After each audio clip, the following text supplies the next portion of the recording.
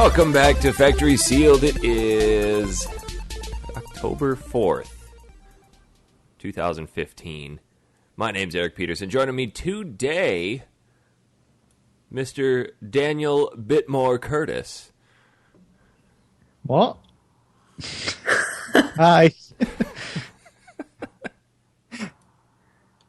Don't do that. And never gets old, right? No, it doesn't, because it's my ringtone. I enjoy it every day, all day. Tom, I'm Ronnie Pickering Reagan. What's up?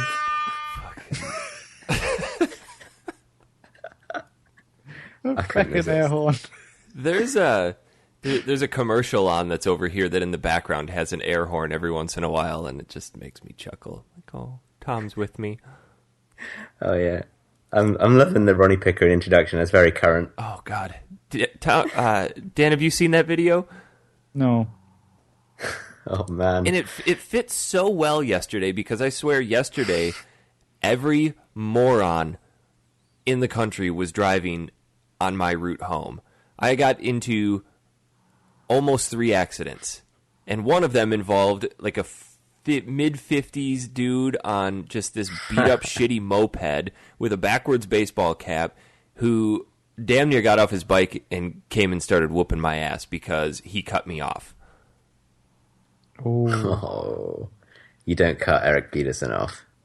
I just laid on my horn. That's all I did. But even before that, the dude cut off a armored truck, you know, the ones that carry around all the cash, because it kicked up a rock and hit him in the sunglasses. So the dude just absolutely lost his shit.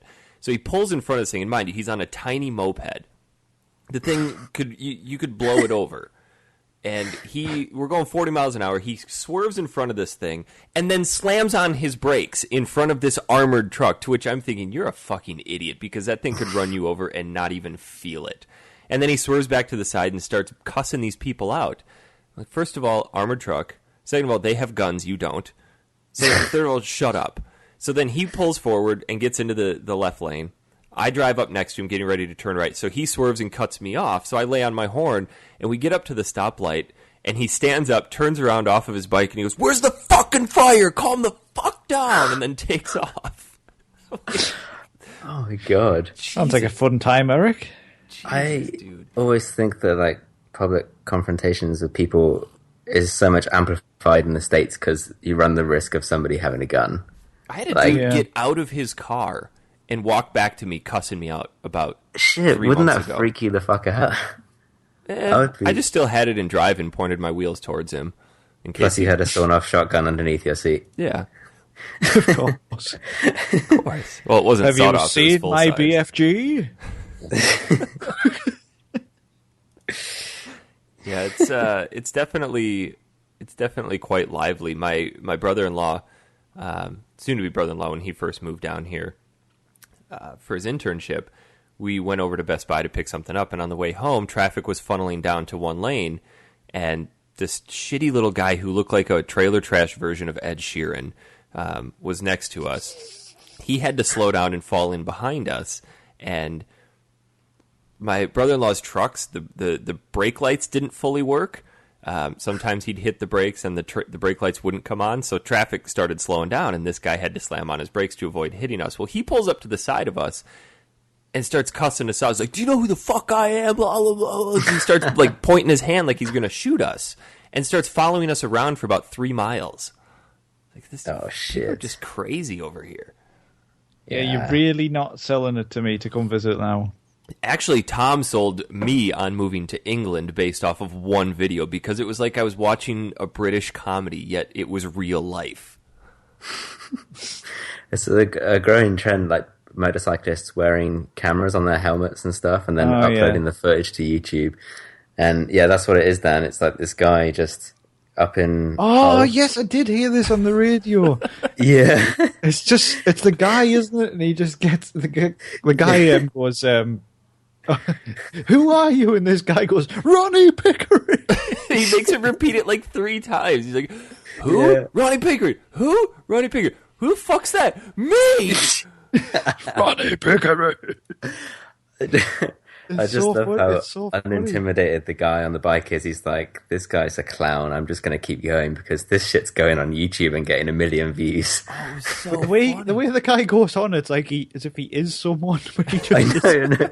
Do you know who I am? I think the thing that made it so hilariously British, first of all, was all of the polite insults that this one guy was throwing at him.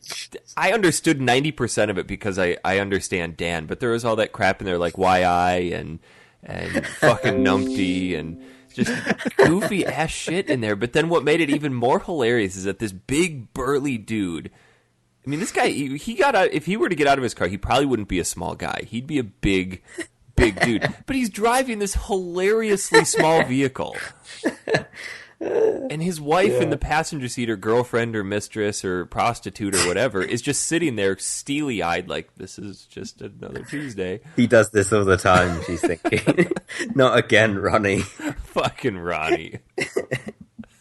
I better not say anything because Ronnie will beat me. Are we sure he didn't used to be a minor celebrity? Was he not on Big Brother or something? The beautiful thing is that this actually played in his favor because now everyone's going to know who Ronnie Pickering is. So it actually worked for him. You don't, because that's not his name. Some of the British press have been like reporting on it since, saying Ronnie Pickering's afraid to leave his house because people keep shouting, Ronnie Pickering! I thought he would like the fame. He must have wanted it. So. He used to be an amateur boxer, apparently, and he thinks that he should be well known in Hull for that. Oh my god! Okay, Ronnie Pickering. I'm fucking Ronnie Pickering. Ronnie Pickering, you slick. You slick. It's that video. We have a guy at work who's from London, Tom, and all we do is just all day, just every time he finishes a sentence, just go, you slick. You slick. That's brilliant. Brilliant banter. I think it's got old now, but it was funny for a time. It doesn't. He's also called Wellard, which used to be the name of a dog off EastEnders. So, EastEnders is a British soap, Eric, by the way. Yeah. You watch soap operas? No, but I know of Wellard the dog. He's very famous. Yeah. Willard? Wellard. Like WLELLARD. Yes. Yeah. Oh. I've never heard of a person called Wellard. That is a... Yes, it's a good name, I feel. Yes. Sorry. Quite. A good, strong English name. Wellard. You slick. You slick, you fucking muppet. You slick. No, you slick. You slick, you what are you talking about, you slick? Don't make me fucking come up there. I'll come up them apple in pears, you slick. I can't do it. Sounds like just a magical place. It does. It's great. I like how the guy gets pissed off at him for not driving his motorcycle into oncoming traffic. Yeah. Like, why'd you go? It's like, I'm away for fucking cars to pass. It's just a great video. Oh, man. Ronnie Pickering, you got to watch it. If you've not seen it, you have to watch it because that right there is what I imagine the entire 10-mile radius surrounding Dan's house is like all the time. Like just constant people. Well, going back to last week, actually, I just go out of my this room and onto the road that goes through my house, and quite often there's people on there, and just a guy cuts me off occasionally. He goes, "I'm Ronnie Pickering, you slick." You slick. Good stuff, man. That was a good video to wake up to yesterday. Yeah. I saw it on WhatsApp when you were talking about it. I was like, "What the hell's that?" But now you just spoke about it. I remembered what it was. So good. Yeah. What else is new? I came back from EGX. That's why I wasn't around last week. Oh yes, you were dead. You were. Yes, I was in Birmingham. Birmingham. Yes, that's the first time. That's how Americans say it, right, Eric? Birmingham. It's like a sandwich. It's Birmingham, you goon. It's like Edinburgh. Edinburgh. Yeah, it's Birmingham. Birmingham. Nottingham. What is Nottingham? Nottingham. Nottingham? Yeah. Like he's not in him, not in him? Yes, that's exactly what it is. Nottingham. Nottingham. Nottingham. Just like it's Toronto. Toronto. Well, it's not. That's just because Jess is a goon. Yeah. So. Oh, Jess isn't here, by the way. Oh, yes. Oh. She's sick. She sounds even grosser than she normally She does. has the phlegm of death. The flame of death? The phlegm of death. Oh. Not the flame, the phlegm, as in that horrible stuff you have when you have a cold. It's kind of Mucus. attractive. It is. I enjoyed her voice last week where it was going up and down like a little schoolboy. It was very fun. Because it brought Dan back to the best days of his life. Did, yes. It was a reminder. It really was. So when she was just talking away, and then all of a sudden it was like... Oh, God. It's no wonder she landed. Nostalgia hit me in the face. That's what... My finer days of youth. My balls were dropping. And Jess as well last week, apparently. Sorry, Jess, we still love you. We do. I went and saw the Martian yesterday. Oh, did you? Yes. What? How was it? I'm going to be one of the pretentious people and say I still enjoyed the book better, but the movie itself. I didn't know it was a book. Yeah, it was kind of. Oh. It was one of these. What's a book? It's this compilation of characters that, when absorbed through the eyes, enter the brain and are converted into thoughts.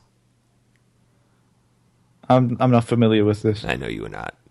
If they made a video game out of it, you'd be all over it. That was the most convoluted description of a book I've ever heard in my life. You could have just went for my approach, which would be it's a thing with words in.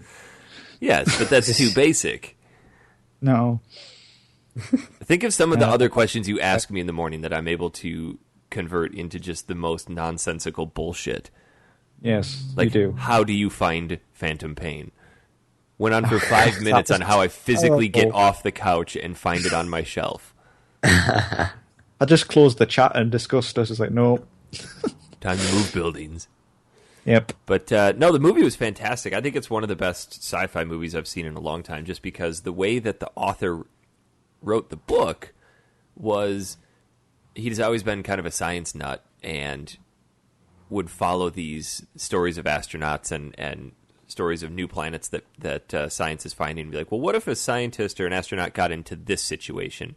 And he'd write these little scenarios and say, okay, how could I get them out of it? And then how could I make it worse? And he just built all of these scenarios. And then when this whole traveling to Mars talk came about a few years ago, he wrote a free book and just put it online. And people really picked it up and said, hey, you should put this on the Amazon store. And he wanted to put it up for free, but Amazon said that, you have to charge at least $1. So he charged $1 and it took off. And that's kind of when it started to gain some popularity. And I read it earlier this year when it really kind of hit the mainstream, and boom, here's a movie. It's I on the way back from Japan earlier this year, I watched The Maze Runner, which I thought was quite a good film. Mm-hmm. But I read the books and I got the whole compilation set of them, and they just get progressively worse as time goes on. See, I saw The Maze Runner, the first movie, and I thought it was pretty good, but my cousin who'd read all the books and everything, she's like, none of the stuff in the movie really actually happened like that. So, well, it does, just slight changes. It has the basic premise and stuff. For how the book, the second film's really deviates from the books, apparently. For how The Martian was written, because I'd say a good 70% of it is written through personal journal entries from the main character. For how the book is written, they did a phenomenal job converting that to screen time, and cutting out a lot of the sciencey BS that you don't really need, but still showing him actually doing that cool stuff in case you are interested in it. But yeah. It's a really, really intense movie. It's really good. I would highly recommend seeing it. Okay, good. Okay, good. It's no Batman, but I was a little disappointed at the trailers. I don't go to a whole lot of movies down here because people down here have no common courtesy.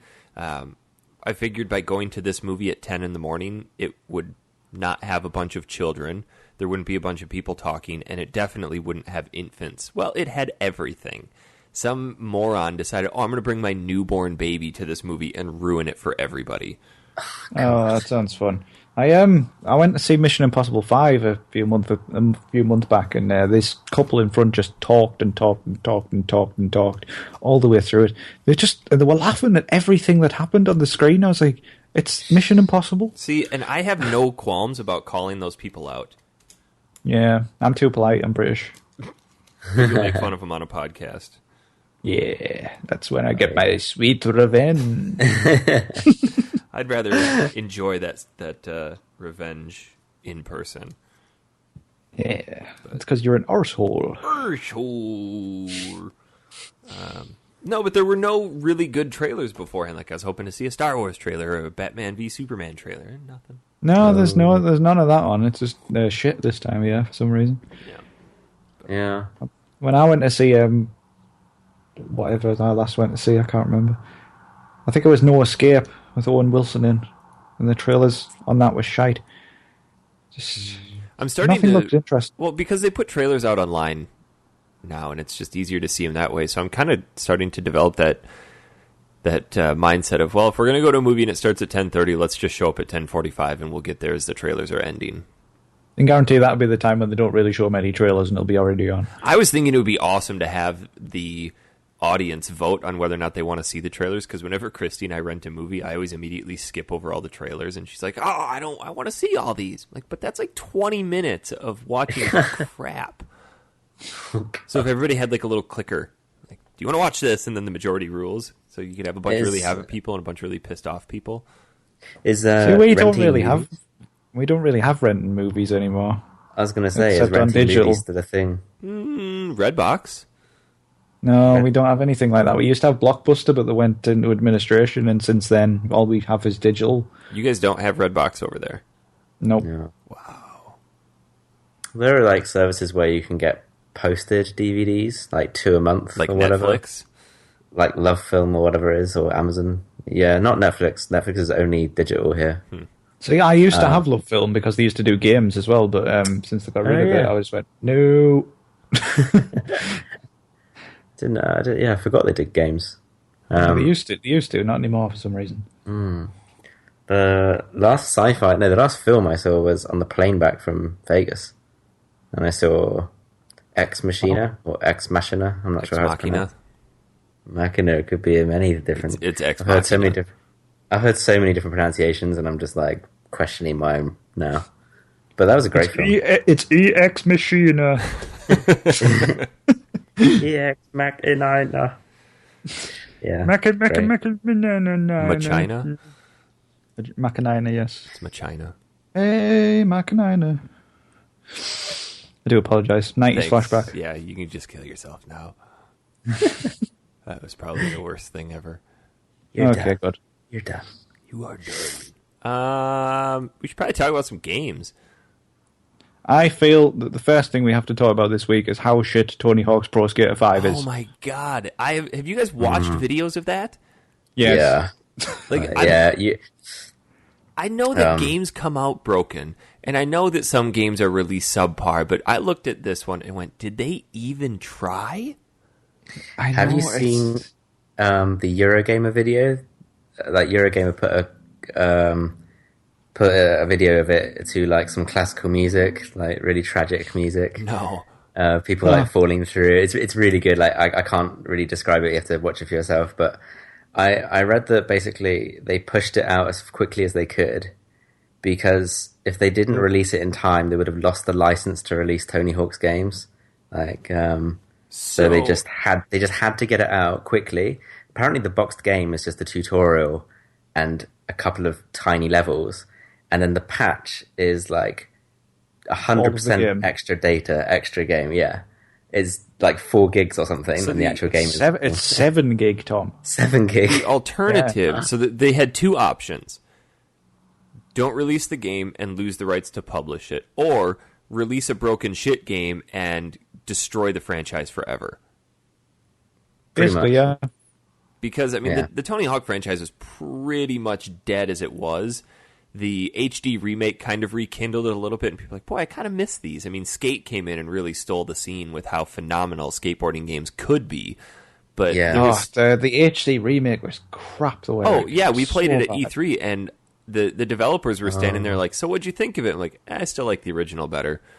It's just, it was garbage. It did not play well, but it brought that sense back to people like, okay, we need a good Tony Hawk game, because wasn't the last flagship one that stupid one with the plastic skateboard? When I worked in a game shop a few years ago, 5 years ago, I had to try and sell Tony Hawk's Ride to people, which was the one that comes with a flat skateboard. Yeah, no, that you stand on. Absolutely and not. I couldn't sell it to anyone. They were all like, It's because it's just going to be really loud and it won't work properly, and everybody would know.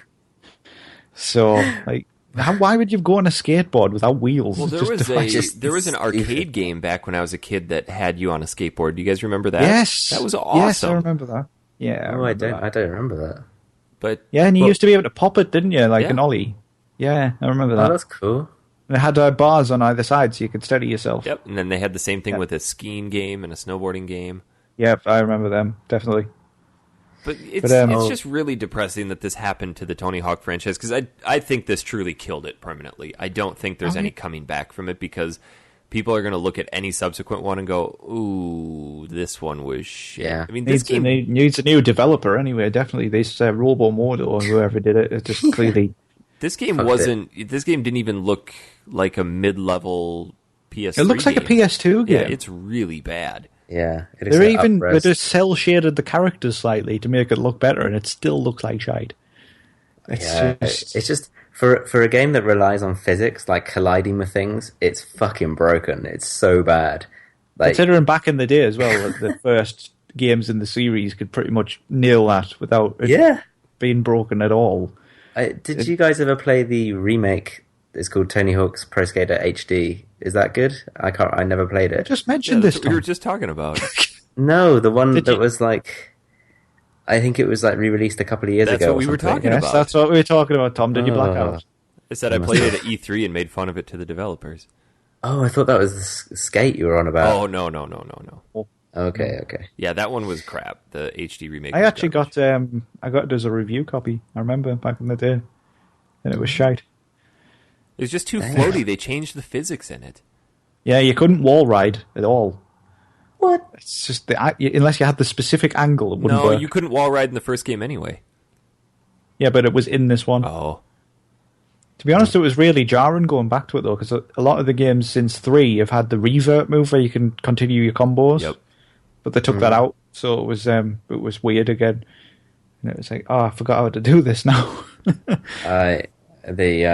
When I was at EGX, they had Nintendo 64 set up, and I played the original Tony Hawk's on an N64 there. Oh, and that was fucking sweet. And it was quite funny. There's another Nintendo next to me playing the same game, and then these kids. It was really funny to watch, actually. These kids, like 5-6 years old, picking up Nintendo 64 controllers, and then they're just so confused. They just put it back down. They're like, "What the fuck is this?" Like, they can't figure out. See, because I never had a Nintendo, I'd probably be the same. So, because it just looks like a very confusing controller. I think that's one of the best controllers. I love that one. Yeah, it's nice. The only thing but you've grown up with it, so you're used to it. But the only thing that sucks is that after years of use, that joystick is held in by a rubber band, and that rubber band loses its elasticity after 15 years. Oh shit! But you can get tiny future-proof. You can get tiny rubber bands to replace them. So you just take the controller apart, boom, snap onto a new rubber band, and you're golden. Oh, every time I take controllers apart, I can never put them back together again. The PS2 controllers are so hard to get back together. Yeah, because that's the one I tried. They've got the springs in there, and then you have to get the L2 and R2s back into their slots, while at the same time getting the joysticks into their slots, and it's at just the right angle that it actually fits. Yeah. But that's what happened. The analog stick just ended up being sunk inside the controller. And I just couldn't get it back the way it was never the same again. I've taken them apart so many times just to clean them. I'm so anal about that. If my controllers get gummy or there's something under the button, I got to take it apart and clean it. Well, that's good. Get more life out of it. One person compliments, the other insults. I love it. Such an idiot. Mr. Moneybags over there, Dan Chris. Oh, I got a Cheeto stain on my controller. Buy 5 more. That's me.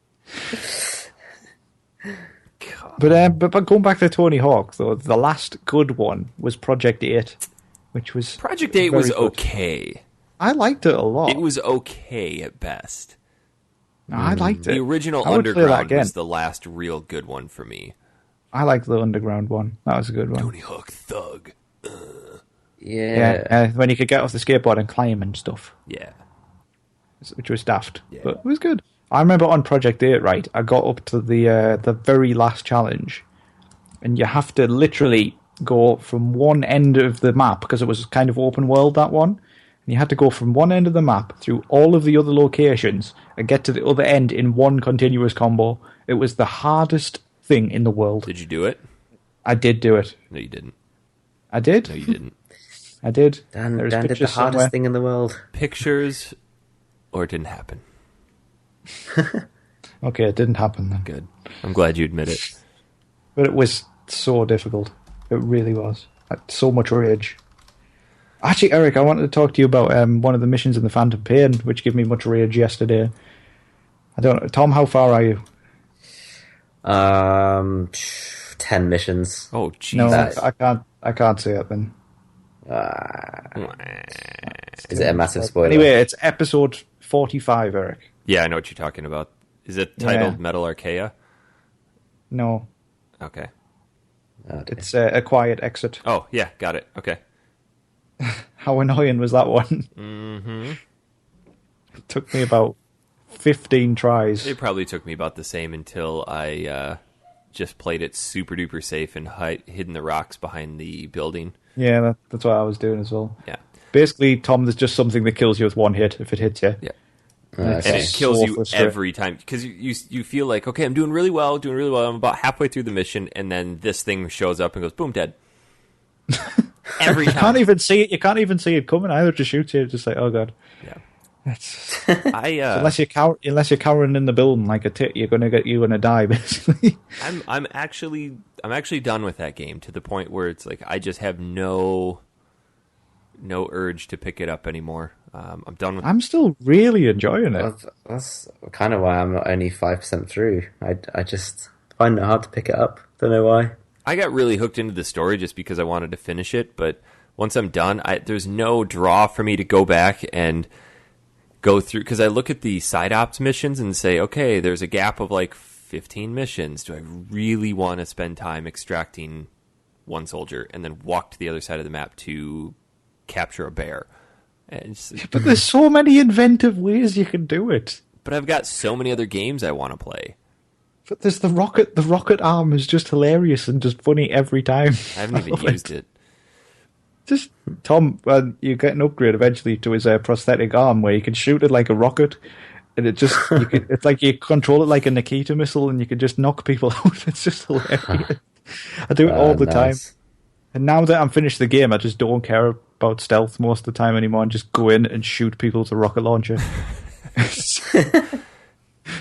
It's like, because the guards kind of tend to band together, and this rocket launcher I've got just creates a huge explosion, and just as soon as they're together, just kill 4 of them at once with this rocket launcher or something. Then there might be one guy a knockout Fulton out of there.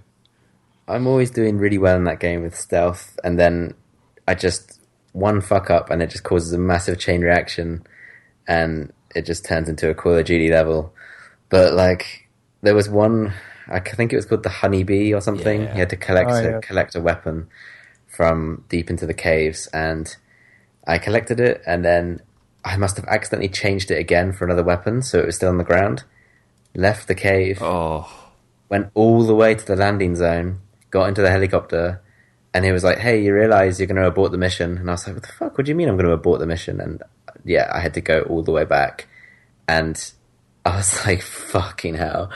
Had to sprint through, and I just thought I just fucked stealth and just went straight through for it, grabbed it, ran out, and then the skull guys came along, and those guys are irritating. They are to say the least. I think they are one of the most annoying / worst bosses in any video game I've ever played.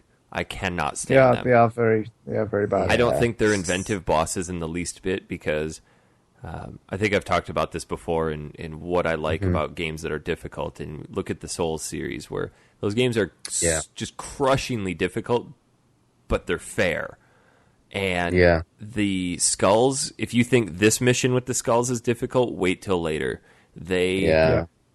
All they do is they just give them tons of armor and tons of health and reduce your health. And they say, here you go, have fun. And it's not even fun. It's just obnoxious. See, that's what this game's lacking from the series, the memorable boss battles. Yeah. Yeah. It's, even the one with Sahelanthropus isn't that memorable. It's cool, but it's like, all right, well, that was that. I when I was in trouble with the skulls, they said use the honeybee weapon to take them out.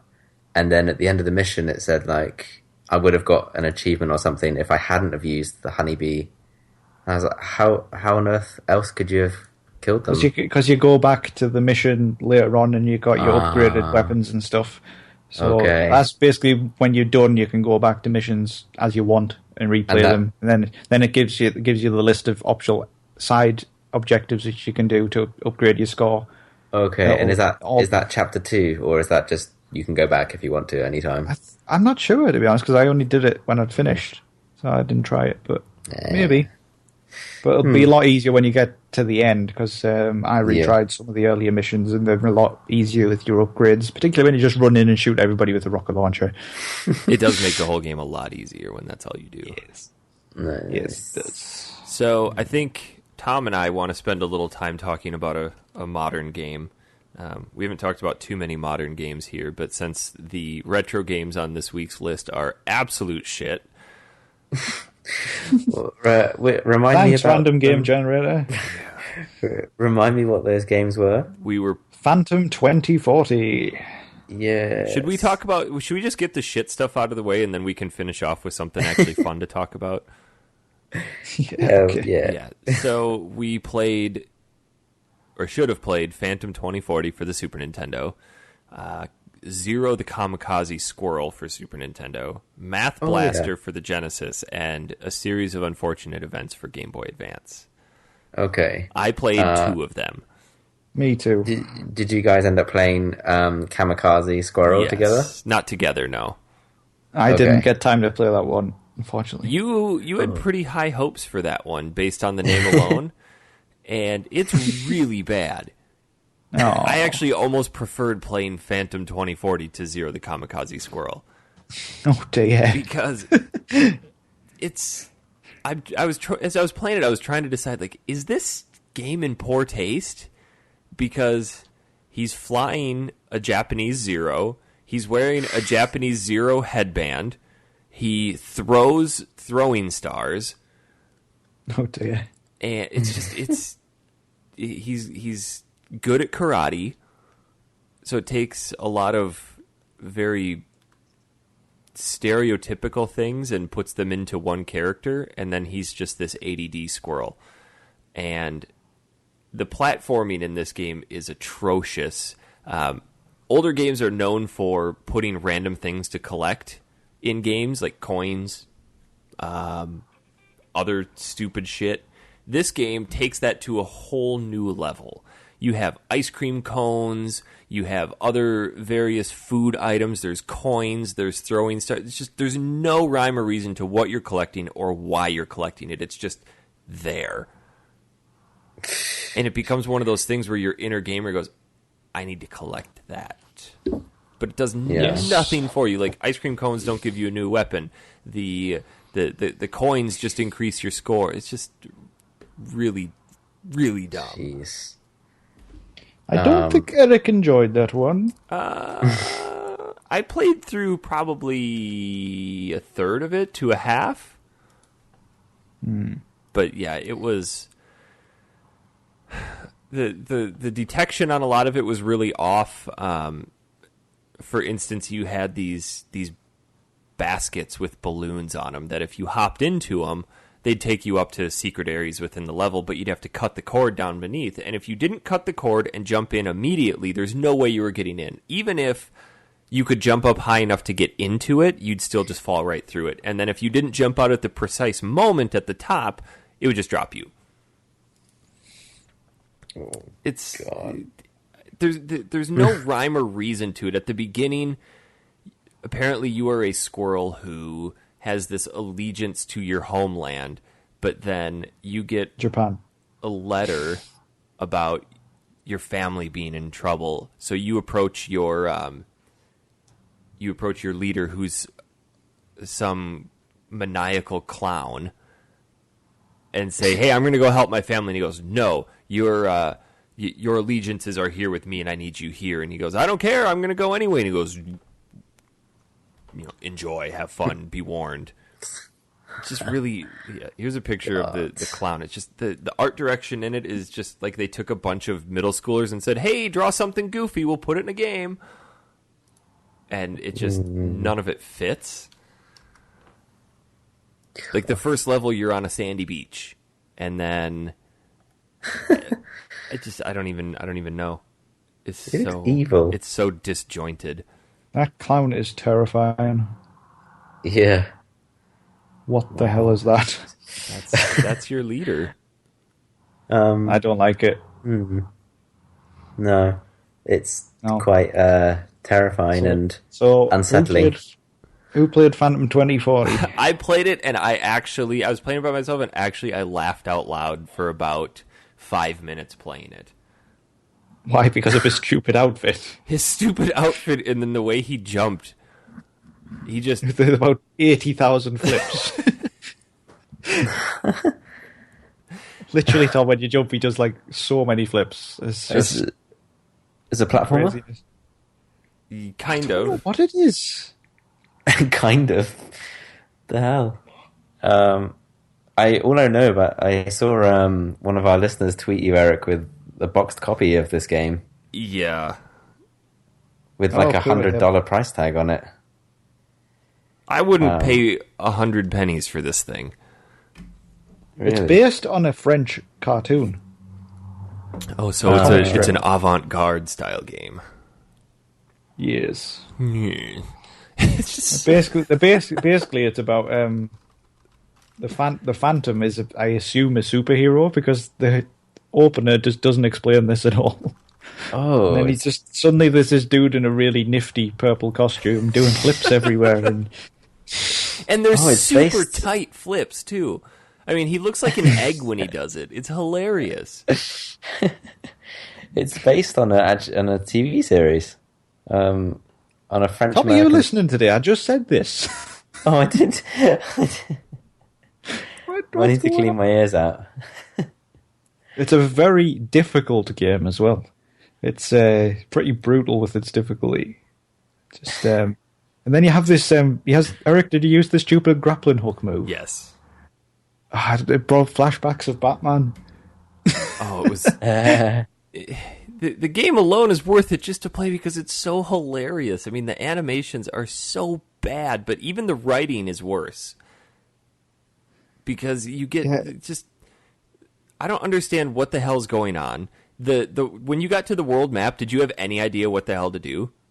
No. Like, okay, this is closed off. This is closed off. And then you accidentally moved the skull to a factory. It's like, oh, I can go here. And then you go there, and there's a little cutscene about two guys talking about, oh, I didn't mean to blow that up. Or okay, let's get out of here before this blows up. And it's like just very stereotypical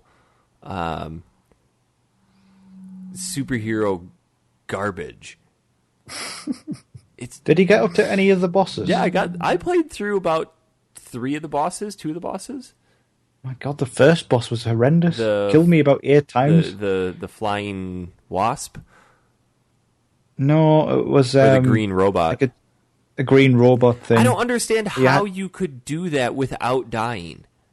No, it's impossible. You had to, because he jumps towards you, doesn't he?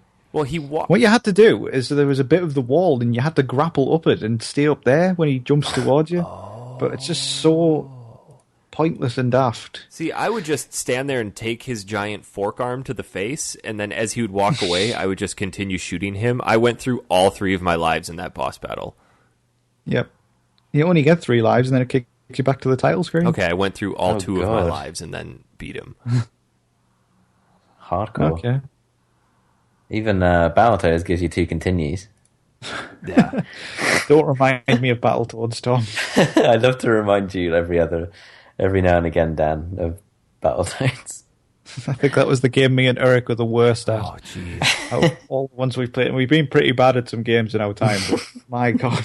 That's a statement. Well, and then I played it with Tom, and I went, yeah, I'm real bad at this game. I mean, there's a lot of games I'm good at, but this game I'm real bad at. Yeah, you are. What else about Phantom was worth noting? Nothing. Apparently, you fight that same boss again later in the game, but he's... Oh, wait, no, never mind. This is a comparison between the Sega Genesis and the Super Nintendo version. One of them, that boss is blue in one of the other versions. Oh, dear. If you're looking for a random old game to play, don't make it Phantom 2040. If you were looking for a random old game that's hilarious, play it. It's got some comedy value if you were laughing for 5 minutes, I guess. Oh, man, I was just sitting there chuckling out loud like, this is so stupid. I can guarantee you if I ever see a cartridge of this and it's a couple bucks, I'm going to buy it. Just because it's worth owning something this bad. Yeah, of course. Oh, there's a character called Heisenberg. Look at that. Aww. Aww. I'd like to know a little bit more about this cartoon itself and why they felt the need to make it into a game. Ah, Kit Walker is the 24th Phantom. Oh, here, Tom. This is a palette of all of the maneuvers that he does, so you get to see how goofy his jump is. Where have you found that? Just searching. Oh, like a sprite sheet? Yeah, sprite palette. It's so funny. Oh my god. Look at that little jump kick that he does. Hey, yeah! So many frames. It must have been pretty smooth on the SNES, actually. Was it pretty good? Yeah, it wasn't bad graphically. It was just weird. Yeah. Look at his duck kick. I like that one. The squat kick is funny too. Yeah. It's interesting. It's worth a good laugh. Yeah. But that flip is just hilarious. Just, hi, I'm an egg. What about this Tales of the Unexpected for GBA? Oh, Lemony Snicket's Series of Unfortunate Events? Oh, Didn't get time to play that one, I'm either. afraid. And the fourth and final? Math Blaster didn't get time to play it. Is that an educational title? It. Math Blaster Episode 1. Did you learn anything? Terrible. Did I shite? I tried.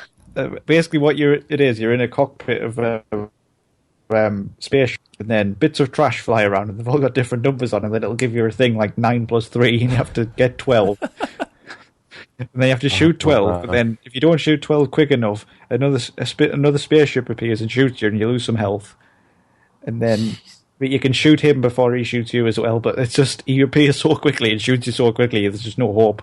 So basically, unless you're like a math genius and get it straight away. I know that's not like a genius question, but they're quite hard to shoot. So, if you miss it and then it goes off the screen and then you have to wait for it to come back, and by the time it's come back, he'll probably have shot you. So, how do you control the cursor? Just with the D-pad, and then what's the hit detection?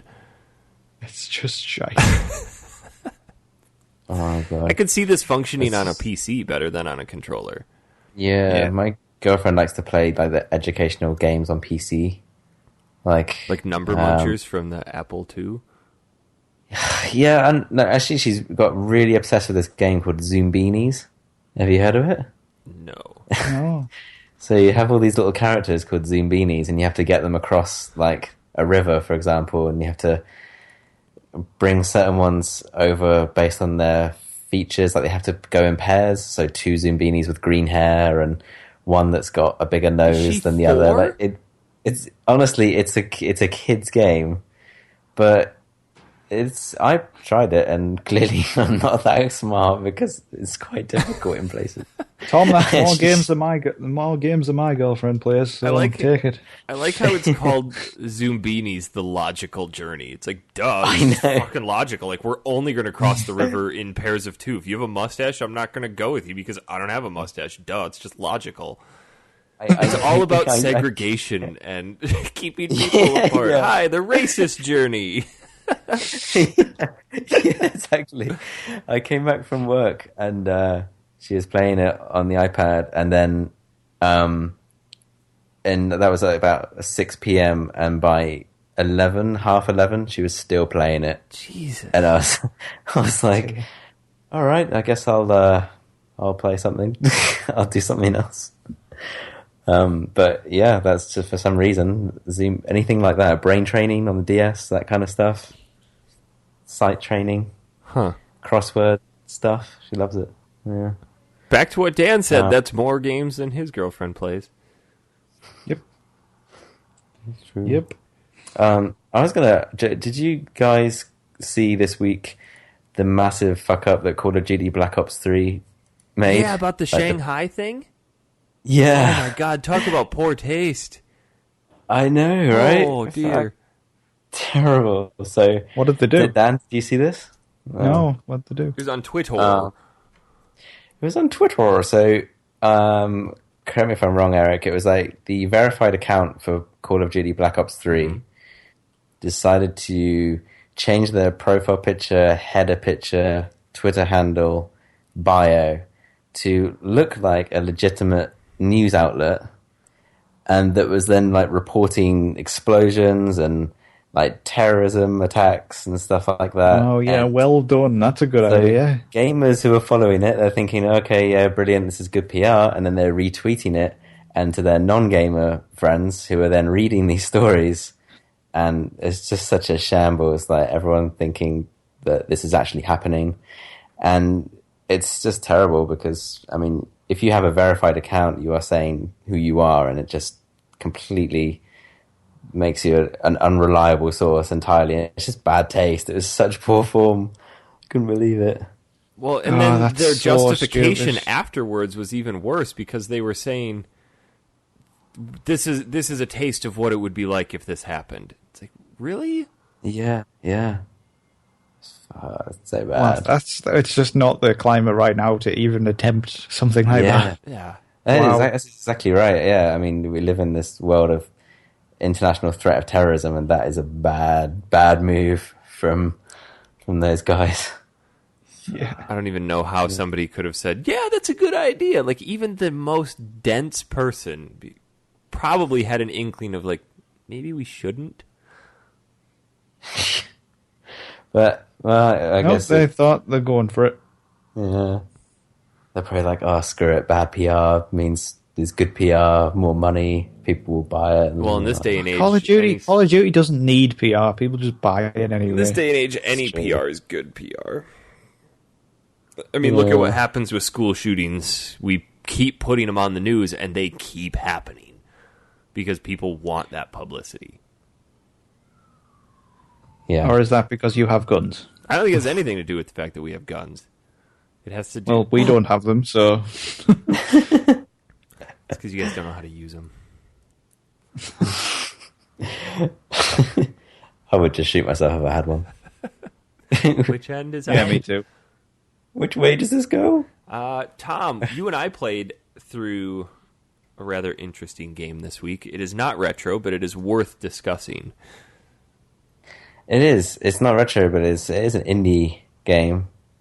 A little expensive for an indie game. It is, but it has the kind of impact, certainly visually, that makes you feel like it feels AAA when you first start playing this game. To me, anyway. AAA. Look at you with your terms. Yes.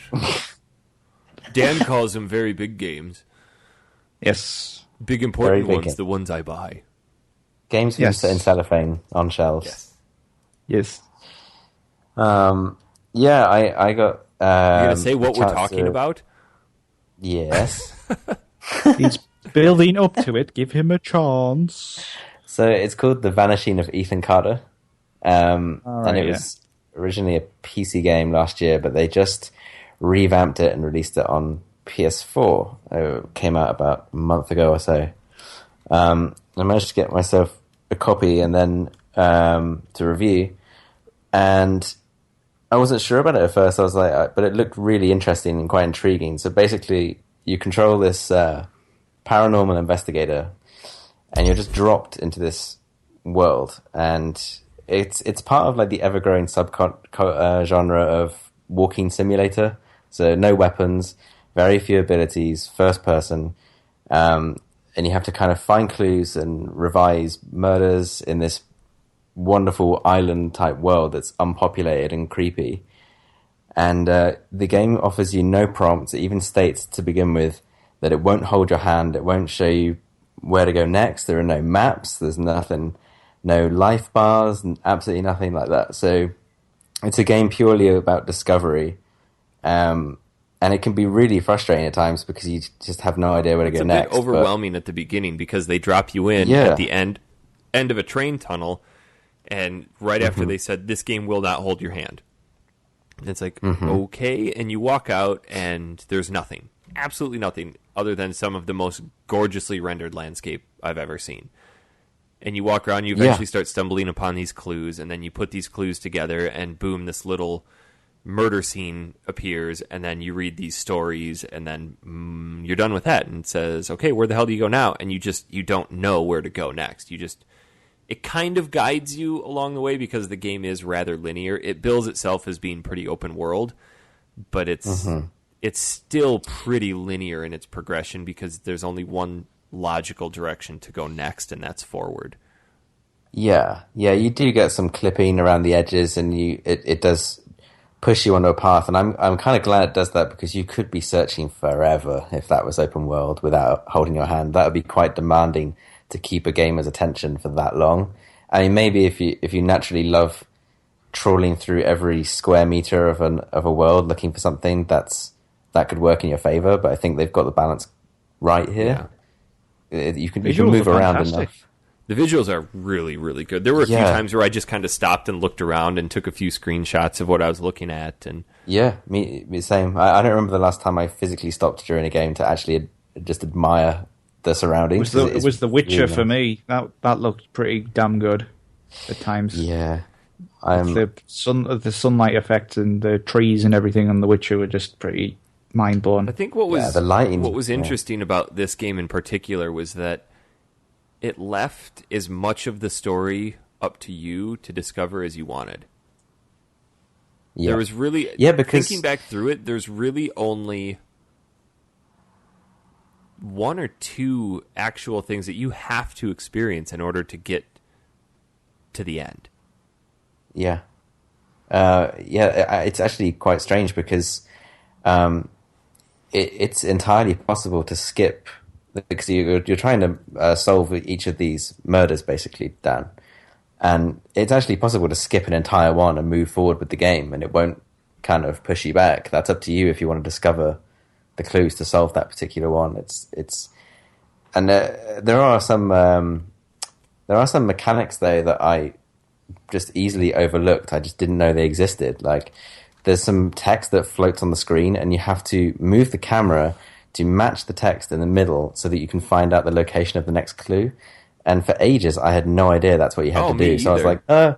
I guess there's no clues left. I'll just move on. The only time I actually knew about that was after the game, and I went to finish up the unfinished story mission. Yes. The other ones, I'm just like, oh, okay, whatever. It's just a bunch of random stuff. Because my mom was sitting there watching me play it, and she goes, why are those all over the screen? And I went, I don't know, maybe he's really confused. Yeah, because he's like, rock. It's like, he's going crazy thinking of rocks. So, but the premise of this entire story, and I don't really think there's much to spoil or give away because it's not really, it's more of a personal interpretation of it. But you are this paranormal detective, and you receive a letter from a little boy who accidentally stumbled into a into this hidden room in an abandoned house and released this demon called the Sleeper. And the Sleeper needs a sacrifice in order to be put back to sleep. And this demon infects his whole family, and they become really sick, and they start systematically murdering each other, trying to find Ethan so they can sacrifice Ethan.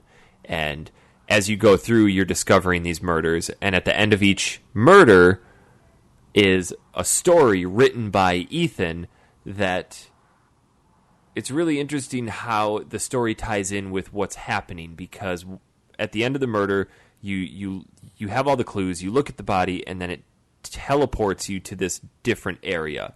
And the area that you progress through is directly related to the story that you read.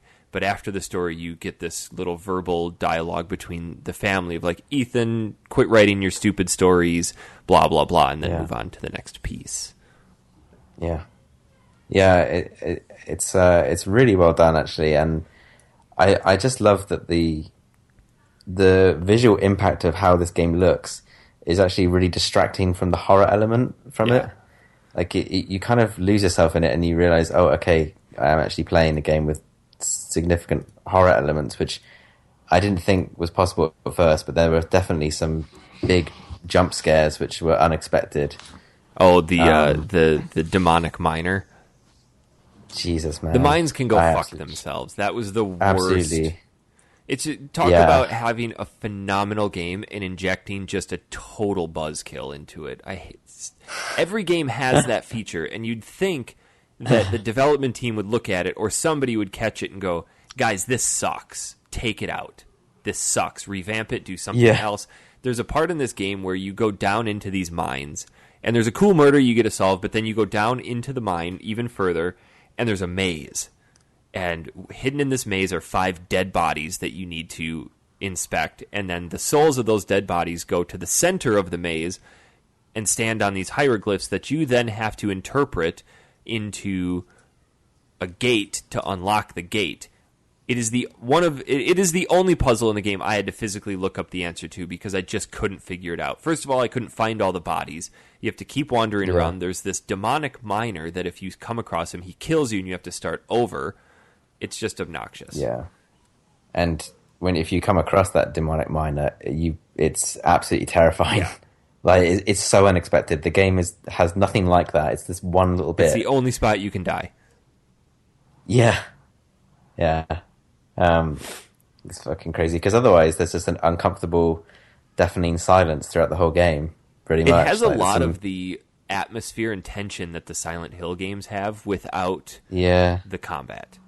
And I think what lends to the creepiness of it is that it's taking place just as the sun is going down. So the sun is blocked by the tops of the trees or the sides of buildings, and it casts these eerie shadows. Yeah, it's freaky. Did you? Go ahead. I was going to say, did you? When you got to the the end point of the game, did you have to revisit the map and check out all the stories and finish those as well? I had one story that I didn't finish, and that was the rail car story, the second one. Because I couldn't find the crankshaft down on the beach.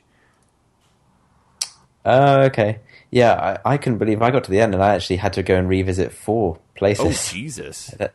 Yeah, I'd already done the House of Portals, which was really hard. And I did, as I walked up to that, there's a house on the left that I went into, the House of Portals, and I did that first. Yeah. Not knowing that the Carter family house is the layout of the house that I'm trying to figure out. So Dan, in this House of Portals, you walk in and you read this story about this occult leader who's developed this House of Portals, and then boom, you flip into this mode where you have to walk up to these doors and you can flip through different doors and you have to figure out which room is correct and lies behind this door. And it just becomes a pure guessing game. And it's not 1 or 2, it's like 16. There's a ton of them that you have to do. Yeah. And if you mess up one of them, you walk through it and it goes, boom, wrong, and then you have to start over. Yeah. Oh dear, that sounds. And then I got out of it after I finally figured it out, because I started looking out the window. I'm like, okay, there needs to be windows on the left side. Oh, this looks like a closet. And I'd figured out and got to the end and walked over to the Carter house and went, this looks just like the house that I was figuring out. Why didn't I walk over here and just look at it? Yeah. Because you are an idiot. It was a satisfying puzzle to finish. So that's actually where I took my first break, because I played it that first night you and I talked about it. I played it and went, fuck this is stupid. And I stopped.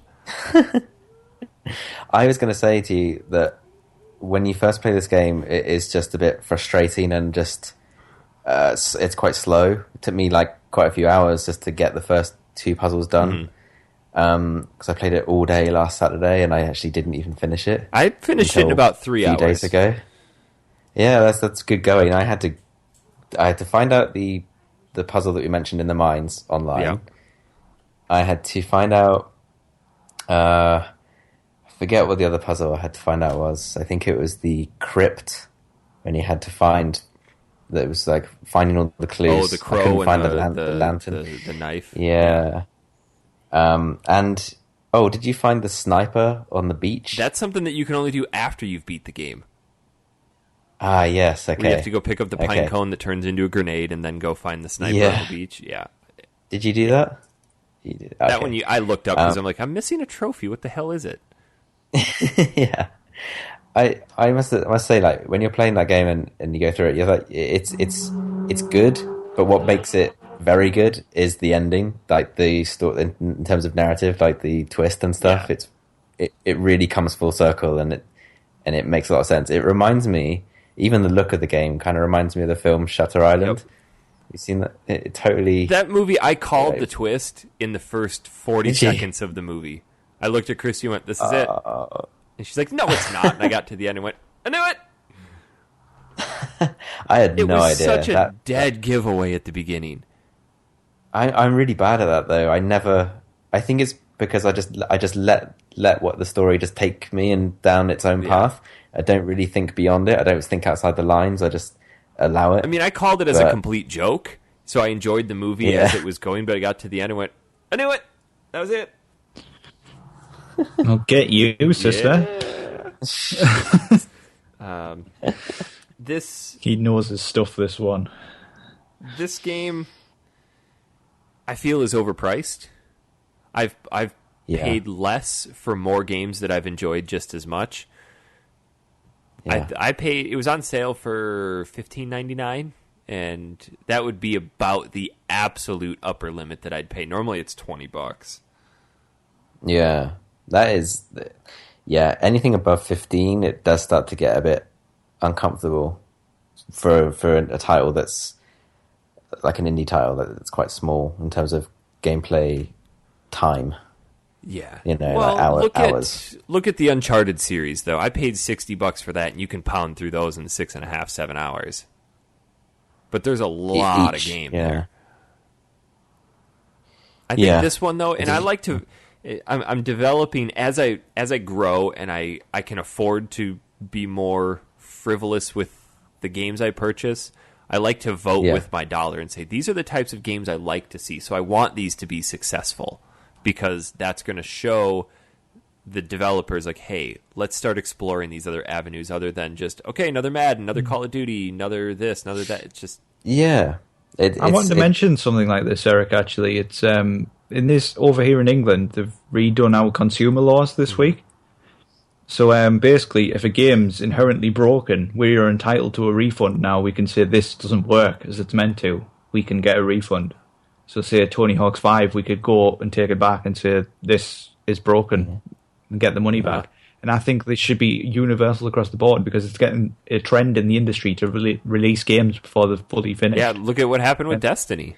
I mean, Destiny wasn't broken, but it wasn't a game that they said, hey, this is what we're releasing. Yep. And it shouldn't be that way. Does and that revolve around the concept away with it for so long. Of false advertisement? I would think so. Interesting. Yeah, it's certainly if it's broken or if it isn't promised as it said it was going to be. Like it's just you got a whole example month. Would be the PC version of Batman Arkham Knight because that was very broken when it was released. It was practically unplayable on most it's PCs. still so not you can even take for sale back again. No, it's coming soon, I think, again. Jesus. Something like that. I heard that people who bought Phantom Pain on PC, a lot of people got it and there wasn't a disc in the box. There was just a code to tell you to go and download it and put the code in. So you had to buy annoying. Why would anybody purchase a physical copy of a PC game, though? I guess, I don't know. You wouldn't really nowadays, would you? No. You wouldn't. There's no need to. But I think that's just Unless ridiculous. You have Loads of hundreds of thousands of empty DVD cases with codes inside. It's just so fucking pointless. Yeah. Get the sweet box art, though. Look nice on your shelf. It's very true. And that is probably why people like buying physical copies still. But you can make your own box art. Oh. With your Photoshop skills. Surprised that hasn't been picked up yet. Are you making a Phantom Pain quilt? No, I should. With just a big V. Oh my god! Send me a solid snake stocking this year. Okay. Because you could do cool. A red V, like a red 5 Roman numeral in the middle of like black and grey tones or something. That would look sick. The hell do you think I am? Eric, did you hear about the Paz Easter egg on Phantom Pain? The Pazzy Dragon? Oh yeah, Paz. Yes. What did you call it? The Pazzy Dragon? The Paz Easter egg.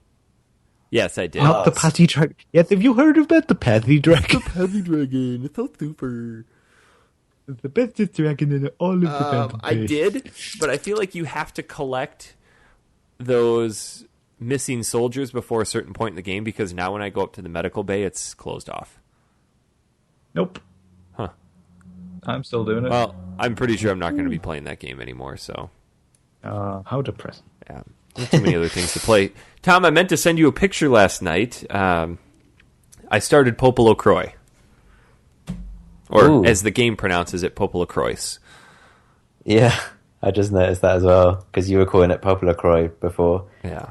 And then in the intro, they're like, Popolo Croix. So Tom and I have decided that we are going to play through Popolo Croix and do a separate show of it. And Dan, you're more than welcome to join, but chances are we're going to be recording it during the week. Oh. Skip work, Dan. You don't need that job. I kind of do. Now with your girlfriend working, you don't need it.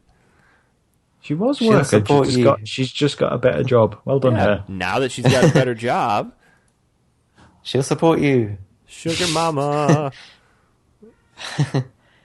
No, I like to be able to buy things, unfortunately. Yeah, have her buy them for you. No, that won't happen.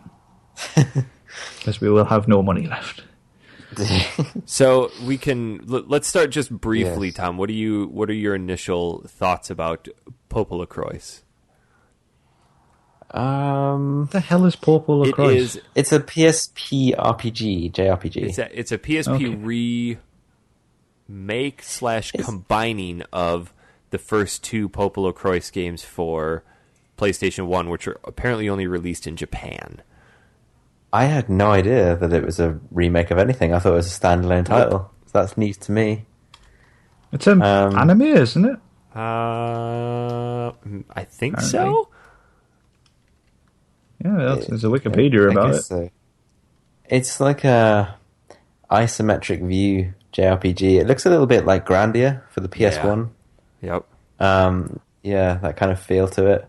And it's like you've touted before, Eric, that it's kind of tactics / turn-based. It's a really system, right? good mesh of the best of both styles of gaming. Yeah. Because I really enjoy the tactics games where it's all grid-based and it all depends on if you're facing the front of the enemy, they're going to have more defense, but if you're behind them, it's pretty much a guaranteed crit.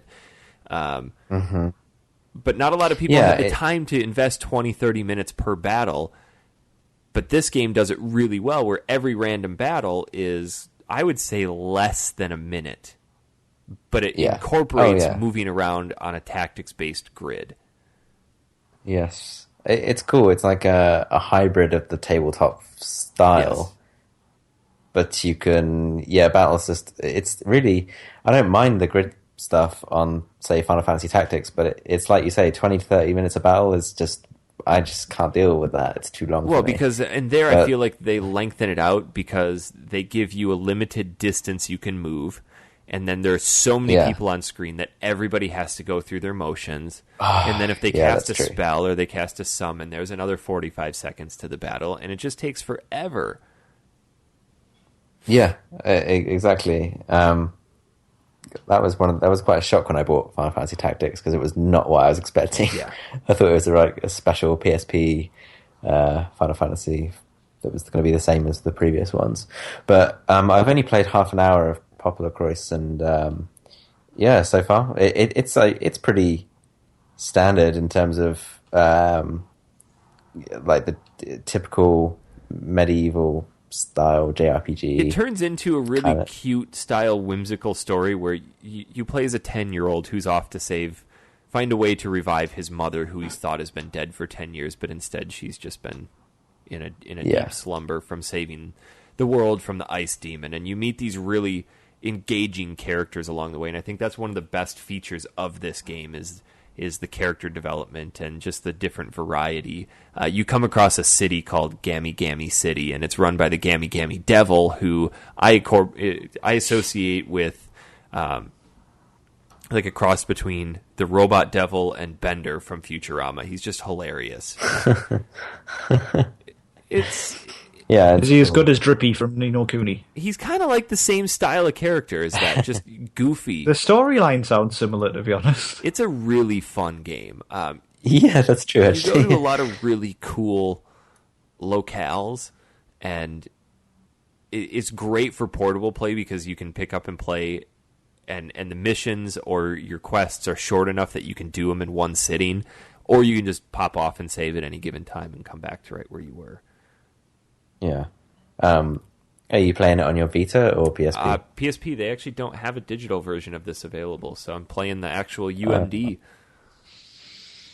Oh, shit. Yeah. So we're going to do the way the game is broken down, at least as far as I remember, is that there are 3 stories, and each one is broken into 3 books, with the exception of Story 3, which is only 2. So we're going to do 3 separate shows on it, and cover Story 1, Story 2, Story 3. But it's only about a 25, maybe 30-hour game, so not too bad. We'll probably do a show every other week on it. Yeah, that works. But it's definitely... I'm curious to see what you think of it. I haven't beaten it, to be honest. I've only made it about halfway through. I've made it just to where it flips over to covering Popol Croix 2, at least as far as I can tell where it switches. Yeah, that's good, because then you can still...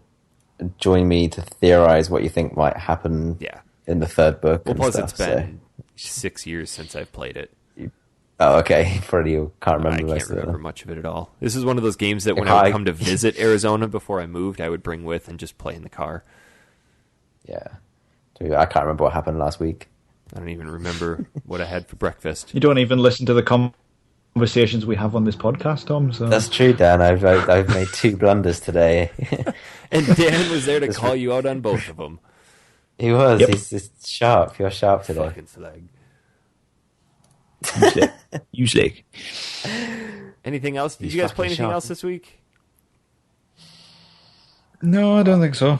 I'm still working through The Last of Us, but yep, that's about it. So we should talk about next week. Yeah. We've had quite a few suggestions from listeners to sink our teeth into something with a bit more meat on it. Like, yeah, it's fun to play these stupid, shitty garbage games and crack jokes at them, but it's also good to play good games and really dive into them and talk about them intellectually instead of just drooling all over other stuff. Or as best we can.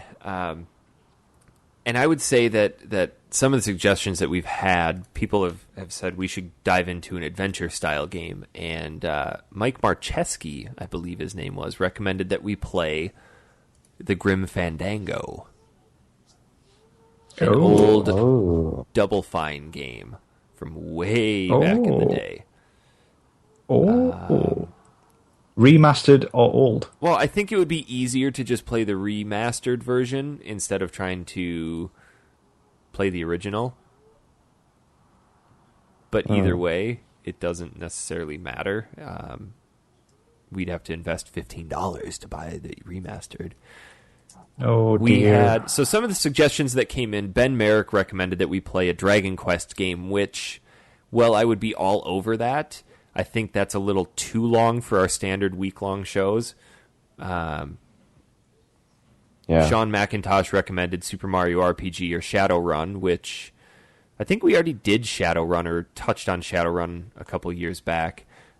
Peter Guzman, along with Scale Enley, still recommends Terranigma, which, if we apparently all 100% Terranigma scale, will be sending us each a 6-pack of Australian beer. Max Greenwood recommended Blast Core, but we already did that way back in episode 12. But yeah, Mike Marcheski recommended Grim Fandango. And that's a good shout. I was thinking Grim Fandango or another Double Fine game, Psychonauts. Ooh. Have you guys played Psychonauts? No, I don't think I've played any Double Fine games. Psychonauts. I don't think I have. Was Brutal Legend Double Fine? Then I have. Oh, I have played that briefly. Is that the one? I don't know if it's. Is it? It's done by Tim Schafer. I don't know if it's Double Fine. Is Broken Age Double Fine? Yes, Brutal Legend is Double Fine. Psychonauts is going to be quite hard for me to get a hold of if it's PlayStation 2. But you can buy it on the PlayStation 3 store for $10. Yes. So, Psychonauts, I've beaten it about 10 years ago, so I don't remember a whole lot of it. I just remember that it is some of the most intellectual platforming I've ever played, and the characters in it are hilarious. The levels in them are so brilliant and so funny that it's just an absolute blast. I swear I've played Psychonauts. I just can't remember. So I would be all for either Psychonauts or Grim Fandango, but I think if we do it, we need to break it down into 2 shows. I like the sound of Psychonauts. Okay. Yeah, Psychonauts is a riot. It is so much fun. Especially when you get to the Milkman level. Spoilers. It's not a spoiler, it's a fact. I've definitely not played it, so yeah. Psychonauts, cool. Next 2 shows, we'll find a halfway point to make sure we're all at for next Sunday. Are we going to... Do we still want to do a Silent Hill game for Halloween this year? Oh, I don't do horror games. That's why it'll be hilarious. I did actually download a Silent Hill 2 once, I think, off the PSN. I'm sure it was free or something. Silent Hill 1, probably. Yeah, I just couldn't bring myself to play it. I think we should do a Silent Hill game for... We could do the one on PS1, just the classic Silent Hill. Maybe. No, it's fine, just don't take my fears into account. It's fine, don't worry about it. I don't play horror either, I honestly don't. But I have to play with my girlfriend. I think... She has to sit next to me. But that's the beauty of it, though. I'm still scarred for life off Doom 3. I found that so scary. Because Silent Hill 2 is only 8 hours long. It's a really short game. The first Silent Hill is about 6 or 7, so... Yeah, if you know what you're doing and you can actually bring yourself to move. Which one do you guys want to do for Halloween? Because we should probably start both of these. Which one looks the least realistic? The first one. That'll do then. The first one's a little harder. I think Silent Hill 2 is the best, but it's also going to be the hardest one for us to all get a hold of. And Silent Hill 2 is way scarier. Oh, Silent Hill 2 is terrifying. Yeah. No, thanks. So maybe the first one. I can't do it. I won't sleep, seriously. Dan, I tell you what, I will buy it for you on PSN so you play this. That way you don't have to contribute any of your own money to Terror. Okay? No. Come on. Don't make me do it. So our Halloween show is... Halloween is what, the 30th? 31st, Eric, isn't it? I thought it was the 31st. So we'll be doing our show. Always the 31st. We'll be doing our show the 1st of November. That'll be our Halloween show. So next week, Psychonauts. The following week, Psychonauts. Then after that, No Idea. Then Silent Hill. Silent Hill. So we don't have any emails this week, but if you do want to send us an email with your questions, factorysealed@manatank.com. I don't have anything else for you guys this week, do you?